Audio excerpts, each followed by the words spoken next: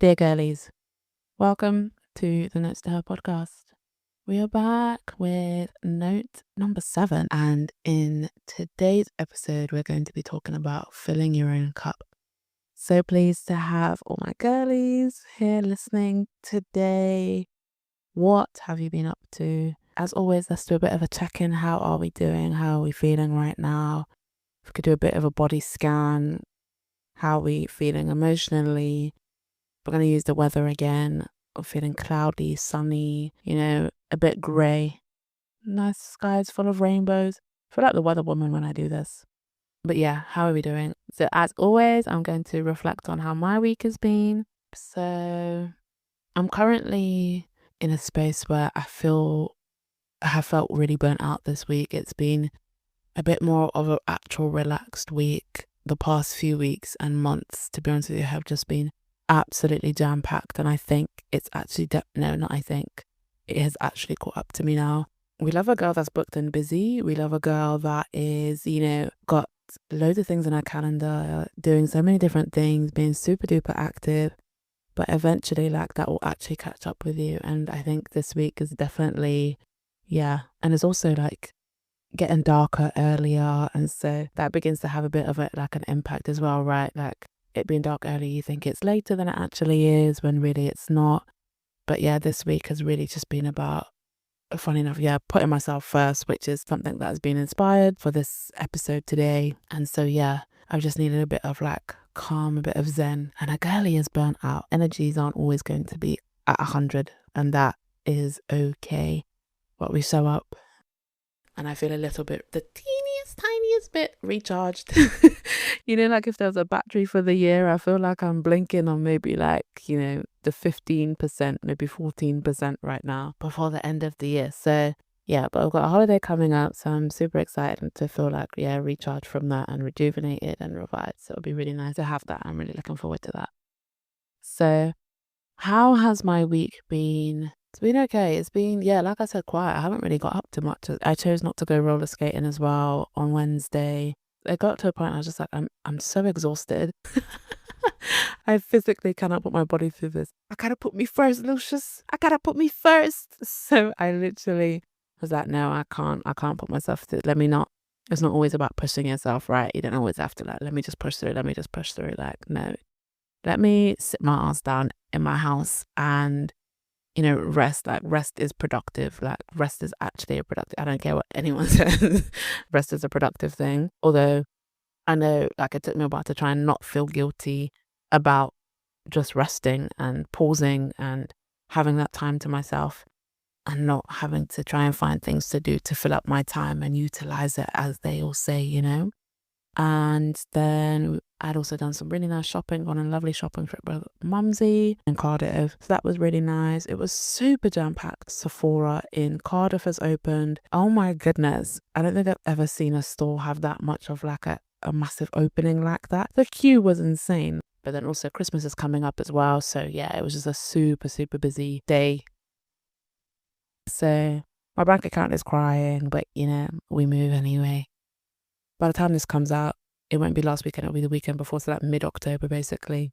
I went to London. I've been doing a mentoring program the past 5 months. That was really nice as well, just to see, the whole cohort for the last time, and spending that time together. And it's been such an eye-opening experience, learning about different things. I feel like I've probably spoken about this on previous episodes, to be honest with you, but if not, it was essentially a program. There was 6 sessions, and each session focused on different areas. One of them was about fashion, another one was about health and well-being, another one was to do with finance and everything like that. So really, really good as well. And then we had a family dinner, birthday party for one of my cousins. So that was really nice as well. Spend time with family and have lovely phone conversations, good food, and good vibes as well. But how has everyone's weeks been? What have you been up to? Have you done anything new? Anything exciting? Have you been in a period of just rest and recharge? Some nice R&R? Let me know. Amazing. So in today's episode, we are talking about filling your own cup. And I'm sure people have heard the term before, you got to fill your own cup before you can fill anyone else's. And, you can't pour out of an empty cup. And I think specifically like this week, it's made me realize like you can only do so much. We aren't superhuman. Like I'm not superhuman. Like I can only do so many things at one time, or I can only focus on so many different things, or I can only juggle so many things at a certain point in time before burnout happens. And so that was really inspired for this note today. Your cup, that is energy, time, mental, emotions as well, like your being, essentially. Things that you can see to the naked eye, and things that can't be seen, touched. They can kind of be felt, but again, you can't actually physically touch it. It's not a tangible thing. So when I'm saying, filling your own cup, what I really mean is about putting yourself first, right? And this kind of comes in the whole, I'm going to call it almost like nutshell / umbrella around, self-love and everything like that. And so I think when people say, self-love, it's like, okay, like, yeah, learn to love yourself first. And it has so many different elements. But I think when it comes to putting yourself first, there's almost that kind of like mindset around, oh, so I'm being selfish, right? We've kind of been conditioned in that way in society, that when you put yourself first and do things for yourself, especially when you're someone that is a chronic people pleaser and does everything for everyone, or is always a giver, always giving out different things, or always wanting to help, always wanting to put other people before yourself, when you then try to put yourself before anyone else, I feel like there's almost this thing of guilt, and also then other people thinking, oh, well, that person's not being selfish. Like, what's the switch up? Feelings that I think of specifically, when it comes to putting myself first, it's a lot of guilt and a lot of shame and uncomfortability. Those are like the main three that I feel like really come out, because it's just like, oh, but I shouldn't do that. Like I need to think of someone else. Like I need to be putting someone else like before me, or I need to put this person before me. I need to put this person before me. And then I can try and sort myself out, or I need to do this first. Like I need to pay my bills first, or I need to do this X, Y, Z, whatever it is, I need to.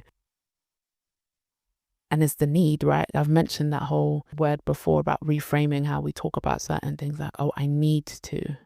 We don't need to, we don't need to do anything other than focus on ourselves. And so there comes a point where you kind of basically essentially have to learn that it's okay to do that.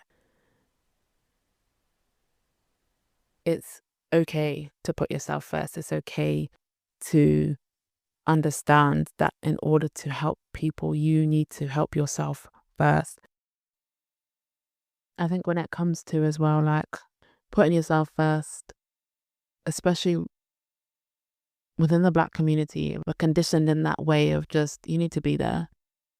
You need to be strong for XY person. You need to be strong for your sibling, for your mum and your dad, for so and so. You have to take on all these expectations, so many different responsibilities, and you put other people first. You do other things for other people first.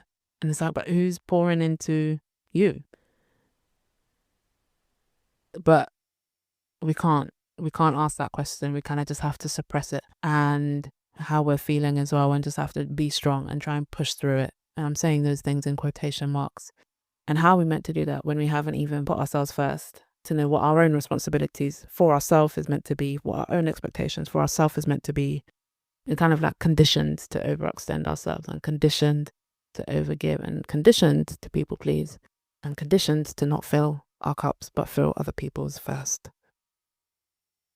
Especially as women, we're people that overextend ourselves and have to sacrifice different things, and we're kind of like conditioned to do that as well. And what we don't realize is that over time, that begins to wear us down, that begins to hold us back, that we can't put any more energy into ourselves because we've given all our energy out to other people for other things that may be tangible, but also intangible too.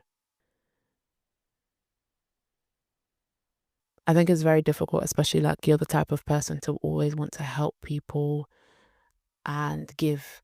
We give emotionally, we give mentally, we give our time, we give advice, we give ideas, we give support, when you're a helper, you're a people pleaser, you're used to overextending yourself. It's a second nature, it's a habit, it's almost by default a defense mechanism potentially, but then also like a trauma response too.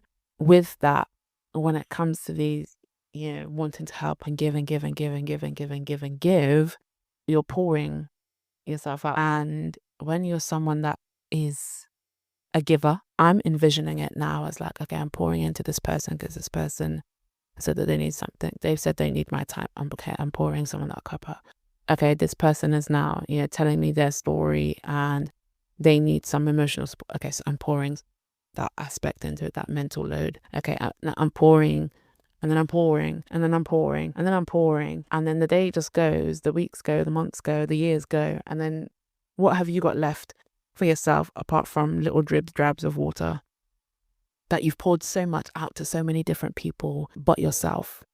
You've not taken the time to, that's something that you love doing that really refreshes your mind and refreshes your soul. It's not even big things, it's like such small things that you've neglected because you've been pouring out and giving out to other people and then not been restoring, refilling your own cup because you, number one, don't have the energy to do so. Number two is you don't even think about it. Like you don't even think about yourself in that way that you should. And the longer that you begin to do that, the more you'll burn out. Like you'll actually burn out and you'll think to yourself like, what has actually happened? When you get to that stage where you've basically, I'm going to call it burnt out, like you've given so much to other people that haven't even given to you. And it's not something where it's like a give and take, right? It's not something where it's like, oh, I'm giving with the expectation of receiving something back. Like I'm not talking about that. What I'm talking about is that when you are someone that gives, people pleasing, overextending is like so many different things. And then you sit back and you're like, oh, why am I so tired? Where's the energy gone? Why am I so mentally exhausted and emotionally drained? You can feel almost sad because you realize that you actually also don't have anything left to even give yourself or to pour into yourself.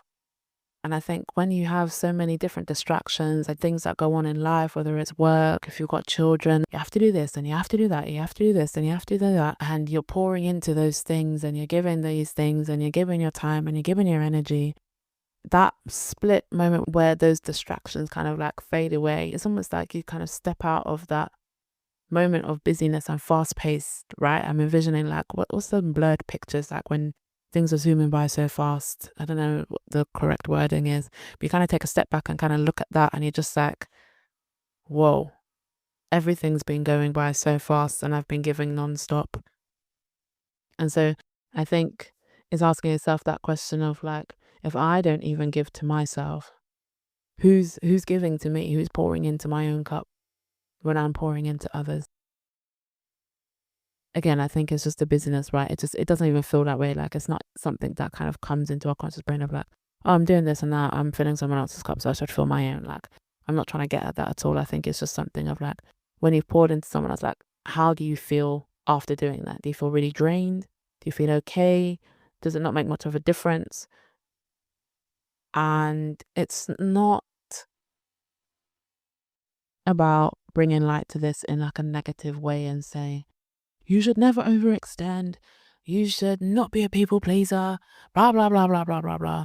I think it's just bringing that, definitely to light of just time to kind of like reflect of how much responsibility do I take on? Whose responsibilities are they meant to be, like beginning to kind of like learn and navigate and letting that go, especially when it's not your own. I think it comes with when you're pouring out of your own cup, it's because there's a lack of boundaries too. Again, I'm thinking of the people pleasers, the ones where like basically being conditioned to kind of just push through. The ones we need to give, we need to overextend. We want this person to be happy, so let me give them like everything. And then there's no boundaries.